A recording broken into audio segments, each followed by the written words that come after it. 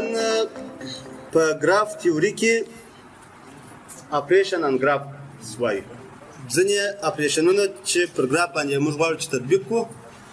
ګراف موږ تاسو وپېژندئ چې ګراف څه شی دی. د هغه څخه وروسته ډولونه مو یې وویل چې د ګراف څو ډولونه دي. عموما ګراف چې دی یو ډایرکټ ګراف دی یو انډایرکټ ګراف دی. دا ما درست نه دي ویلي، دا وروسته وایو. هغه ځینې ټایپونه مو یې ویلي دي د ګراف ته. موږ تاسو سیټ ویلی دي او سیټ دا رقم شی دی بغیر له دې څخه چې موږ تاسو دلته په دې صنف کې ویلي دي. په شپږم اووم صنف کې هم سیټونه شته، څلورم صنف کې هم شته سیټ. د سیټ اپریشنونو باندې به هم شاید اکثره ورسره بلد یاست چې پر سیټ باندې کوم عملیات چې موږ تاسو اجرا کوو د هغه سره به هم بلد یاست زیاتره، چې مثلا سب سیټ یا فرعي سیټ څه شی دی یا مثلا کل سیټ څه شی دی. نن هغه موضوعات دي. د سیټونو اتحاد مو ویلي، د سیټونو تقاطع مو ویلي، د سیټونو ضرب مو ویلي.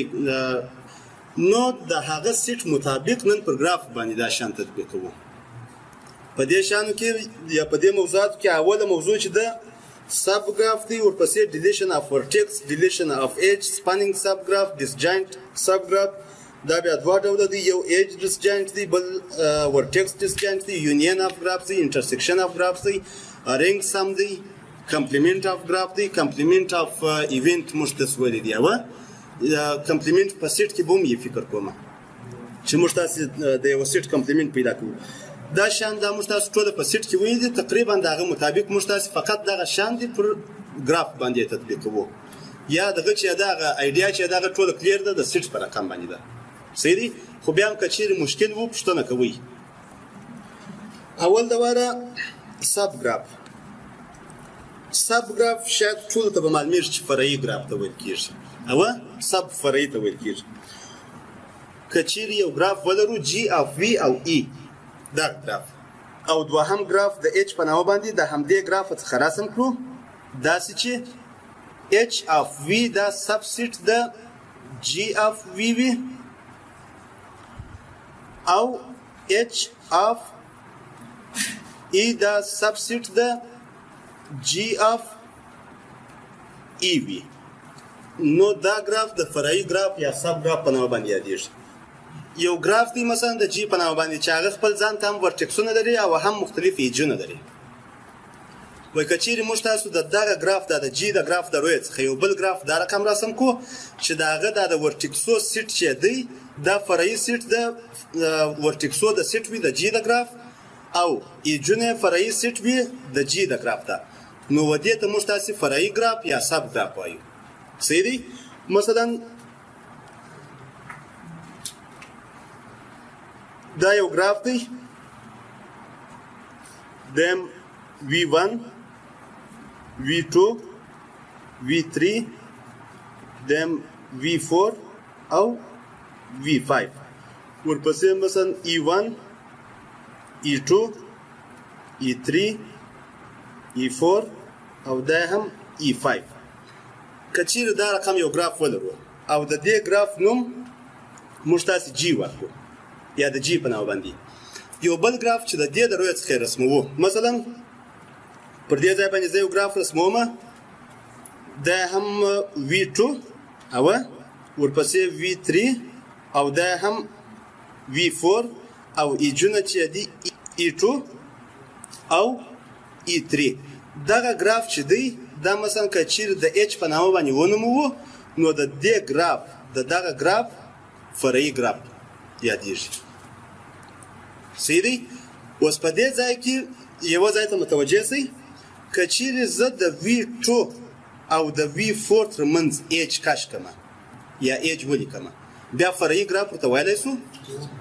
نو که چیرې زه د V2 او د V4 ترمنځ یو ایچ کش کړم یا یو خط کش کړم دا فرعي ګراف نه دی په دې خاطر باندې چې دلته په دغه اصلي ګراف کې د دوی په منځ کې ایج نه دی موجود. صحیح دی؟ او یا که چیرې په دې ځای کې دا رقم یو ورټکس ورکړم چې مثلا V6 ورکړم، V6 په دغه اصلي ګراف کې موجود دی که نه دی موجود؟ نشته پکښې کې. نو بیا موږ تاسو فرعي ګراف نشو ورته ویلی. اوس د دې G1 څخه د G ګراف څخه موږ تاسو کولی شو څو فرعي ګرافونه رسم کړو. سوپر ګراف هغه ګراف ته ویل کېږي چې موږ تاسې د یوه ګراف څخه مثلا که مو چیرې فرعي ګراف رسم کړئ اول ګراف ته سوپر ګراف ویل کېږي. مثلا په دې ځای کې ما دغه H1 او دا H2 مثلا رسم کړل د دا ګراف څخه، نو دا G چې دی G سوپر ګراف دی د H1 او د H2 په دې خاطر باندې چې د G د روی څخه ما H1 او H2 مې لیکلي دي یا رسم کړي دي. صحیح دی؟ ورپسې ډیلیشن اف ورټکس یا د ورټکسو ډیلیټول. که یو ګراف G اف V او E ولرو او د هغه یا د هغه ګراف څخه یو ورټکس ډیلیټ کړو، داسې چې ټول هغه ایجونه چې پر همدې ورټکس پورې مربوط وي هم ډیلیټ شي. دې ته ډیلیشن اف ورټکس ویل کېږي. اوس موږ تاسې مثلا دا ګراف لرو د ورټکسونو د ډیلیټولو لپاره. دا ګراف لرو، په دې ګراف کې که چیرې زه دغه V1 په نظر کې ونیسم او دا V1 ورټکس یې ځینې ډیلیټ کړم، صحیح دی؟ نو په دې ځای کې زه نوشته کوم چې G منفي V1. اوس ټوټل ورټکسونه چې په دې ګراف کې ماته پاتېږي هغه کم ورټکسونه پاتېږي راته؟ نو د V سیټ دا مساوي کېږي په V2 V3 V4 صحیح دی؟ او د ایجو سیټ یې مساوي کېږي په څه باندې؟ مثلا د E1 E2 E3 E4 E5 E6 مثلا صحیح دی؟ دغه ایجونه پکښې کې دي. اوس که چیرې زه د دې ګراف څخه د دې G ګراف څخه دغه د V2 ورټکس یې ځینې V1 ورټکس یې ځینې ډیلیټ کړم، دا چې کله ډیلیټ کړم دغه ورټکس دغه ایج هم ځي، صحیح دی؟ په دې خاطر باندې چې دغه ایج پر V1 باندې پروت دی، صحیح دی؟ ورپسې د E2 دا ایج هم ځي په دې خاطر باندې چې پر V1 باندې پروت دی. ورپسې د E4 په نوم باندې دغه ایج هم د منځه ځي په دې خاطر باندې چې پر V1 باندې پروت دی، او دغه ایج هم د منځه ځي په دې خاطر باندې چې پر V1 باندې پروت دی. نو نوی د ایجو سیټ مساوي کېږي په چش باندې؟ دغه د E3 او E5 فقط دغه دوه ایجه پاتېږي. او نوی ګراف چې زه رسموم د دې د روی څخه دغه رقم یو ګراف راځي چې د V3 ورپسې د V4 او دا هم V2 پر دې ځای باندې هم E3 او دا هم E5.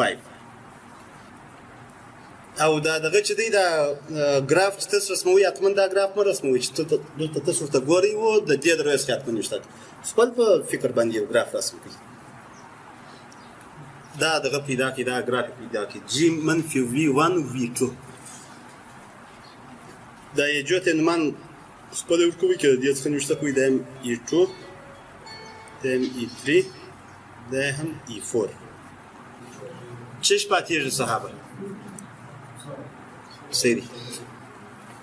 ورټکسونه یوازې دوه نه ورټکسونه پاتېږي V4 او V3 او چې په دې ځای کې مثلا زه رسم کړم د V4 د V3 او د E4 ایج سره پاتېږي. دغه ساحه دا د منځه ځي په دې خاطر باندې دا ورټکس چې د منځه یوړي دا ورټکس چې د منځه یوسي دا دواړه د منځه ځي، صحیح دی؟ ډیلیشن اف ایج بیا د دې لپاره دی چې موږ تاسو غواړو چې د یو ګراف څخه یو ایج د منځه وړو. ورټکس نه په مخکنی ګراف کې موږ تاسو ورټکس د منځه وړو یا یو ورټکس یا دوه ورټکس. ډیلیشن اف ایج د دې لپاره چې موږ تاسو یو ایج د منځه وړو. مثلا په دې ځای کې دا موږ تاسو G ګراف دی، دا ساحه G ګراف مو دی، ځکه چیرې G ماینس E4 پیدا کوم.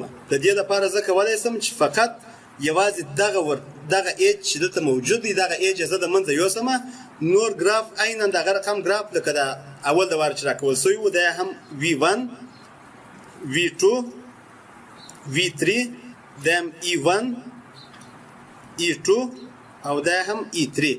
دا کله چې زه E4 ایج ځینې لرې کړم یا ځینې ایسته کړم، ورپسې په G ماینس E2 کې په دې ځای کې بیا کولی شم چې یوازې دغه ایج د منځه یوسم، صحیح دی نو دلته نوی ګراف چې راځي په لاس باندې پر دې رقم باندې دا هم مثلا E4 ورپسې E1 دا هم V3 ورپسې دا هم V2 دا هم E3 او دا ساحه هم V1 دا نوی ګراف دی چې په لاس باندې راځي چې فقط E2 مې د منځه یوړي دا H